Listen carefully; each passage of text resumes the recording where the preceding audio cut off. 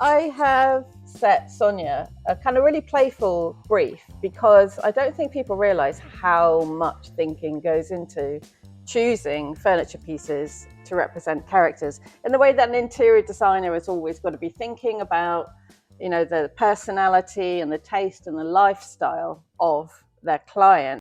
You've got backstories to consider and why have they chosen that piece and how does it represent their taste and personality. So how do you go about choosing furniture for a main character's home? Well, after you've read the script and you've looked at it and thought about it, seen the locations or started talking about the drawings, the designs, the shape, all of those things, seen the director's pitch deck of tone. I mean, often when you're a designer or a set decorator, you're coming on earlier than most of the other people. So you're starting at the beginning, and research is terribly important. Like, particularly if you're coming into a showroom like this and you're looking at all these pieces, some of these pieces are newly designed, but some of these pieces have been around for quite some time. So they have their own history, they have their own backstory, they have their own look. And it's very important that you do that research to understand, how many times has this light been used in something, and what am I actually going to get from it for the character, and what is it going to say? It isn't about your taste.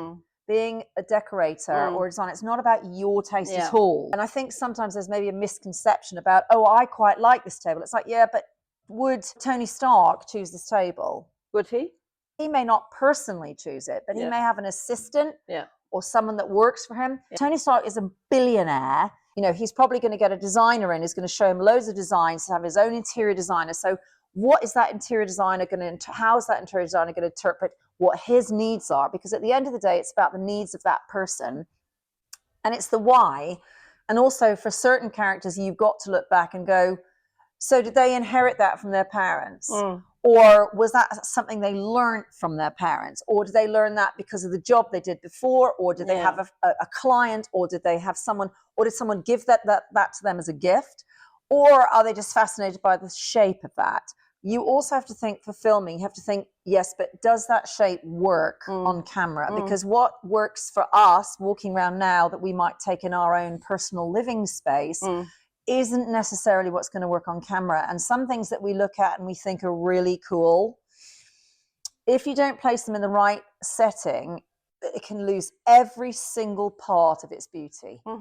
Also looking at the scenes that have been written, because obviously in everyday life, we don't write scenes. We just do our life. We live our life. We don't know what we're going to say next, but with a script, we know what's going to come next. So we have all that information. So it's very important to read between those lines. What am I seeing?